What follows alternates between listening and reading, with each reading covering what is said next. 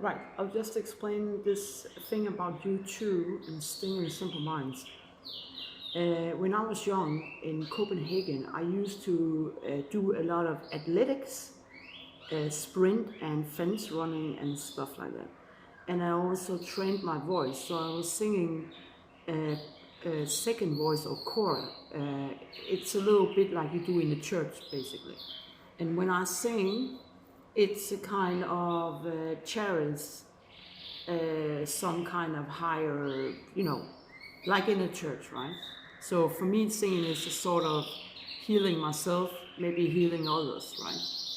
And I used to sing on Police, which is the Sting, and that was difficult because his voice is it's a very bad way to sing, and so I was singing U2, and I knew a girl called Helle who had introduced me to U2, and I actually liked some of it, not all, some of it. So I was singing on that, and also Simple Minds, because I was in Edinburgh at some time, and I'm actually met Jim Keir for many years ago, and I promised to work for that the children wouldn't cry in Belfast, which I did together with Clinton, the peace process. Clinton's also on my request, and I worked in the field. So I was in Ireland in '91 and working on a farm, and also doing a little bit of studio work, and getting the temperature to report back on the peace process. And I actually set in an announcement in, I think it was Music Maker or something, to meet with Bono about text work and chorus. And I set up a date in a cafe, in a book cafe, but that turned out to be a little not so smart place. So actually I had a second date, and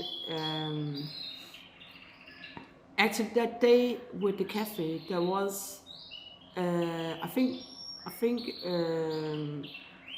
Guinness and what's his name?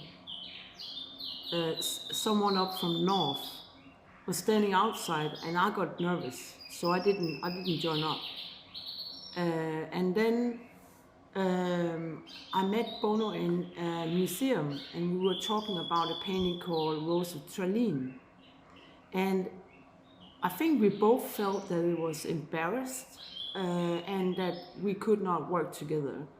I think I felt a little bit like walking into somebody's bathroom or something. I felt uncomfortable around him, and I think he's having a sort of, I don't know. That's how I felt, and I think he felt the same. So that meeting took about 3 seconds, and we left. And we both kind of get really blushy, and it was really embarrassed. And I felt that this chorus, it wasn't really, I couldn't work on it. So I dropped that out actually. And I think he also said he don't need anyone, and it was both sides basically. So I did a lot of other things. I worked with missing person, I worked with the peace process, then come the Yugoslavia war, DDR wall down, I was president in Russia, and all that stuff. So I lived my life. But when I was in Ireland in '91, there was, at the farm, we were going to 1 hour coastline from Dublin. And when we arrived, it was pretty late, and it was a little bit rain, and there was like a child Tivoli or something, and they were packing down, and there were kids with us. So I was wondering what we were doing there, because there were really nothing for the kids, and it was not a sunny day. So I walked up in some kind of sand hill and sat there and looked over the water, and then I saw this tiny pencil man coming walking, and there was another person and maybe somebody behind. And that person, that small pink person, screamed at me, like he screamed, Christine Rose of Turin. And I just felt something wrong. And I actually had a little blurry kind of experience, and I think I saw Gary there, the A, right? And so I actually got a little spooked and thought something had happened. So I was, at the time I stayed in a sort of Catholic, I think it was a hostel or hospital or something. And then I returned home. Back home, my two sisters had had a motorbike accident that we prevented, luckily, that somebody was hurt. Same about Billy Idol. I just whisper this, right? Because I know something, when something's gonna happen, right? I have a really good fifth sense. I had a doctor driving right behind them to save their lives, right? Anyway, so I didn't get any call from home, so I actually called up and said, what's going on?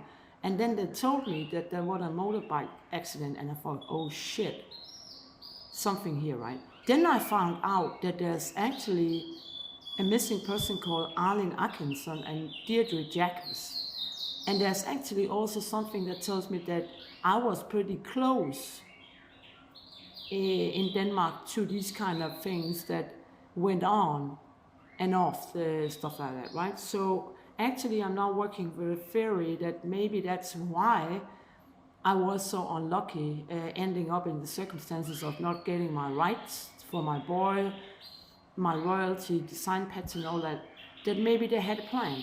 I mean, not the iris, but the iris outside, right? So that's it.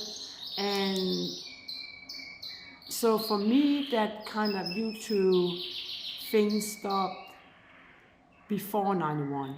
I actually I was singing a chorus and I had fun with it, and I wrote some text work, had fun with it, and it turned out to be trouble. So that's it. And I also think that I'm happy about this Help Africa, Amnesty tours, and the Conspiracy tour and all of that. I'm really happy about it because it did change something. I was more into contact network and stuff like that. But I'm just sad that we didn't kind of, all of the people that I mean, the young people need to do something also, maybe. You know, it could be like organic farming or whatever. But anyway, that's up to them. I'm not young anymore, so that's the story. Actually, we were also, I think we were at Geldof's house, and he was supposed to come from London, I think, but he never turned up. And after we left from there, and I have some videos from there on a horse farm where I got a little bit spooked because the horses were not well ridden, and I think the man on the farm was filming and joking me, so I was not feeling good. So I actually felt a little bit uncomfortable in Ireland, to be honest.